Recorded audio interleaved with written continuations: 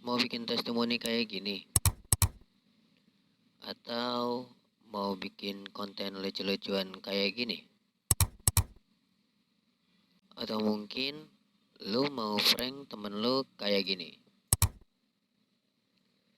Semua bisa dibuat hanya dengan satu aplikasi. So, silakan disimak videonya.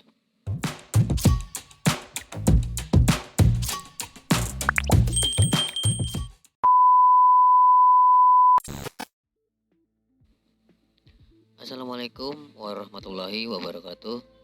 Balik lagi di Ads Channel.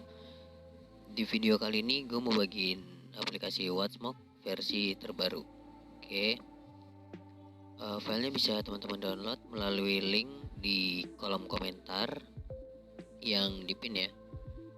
Passwordnya nanti akan muncul setelah ada bunyi seperti ini.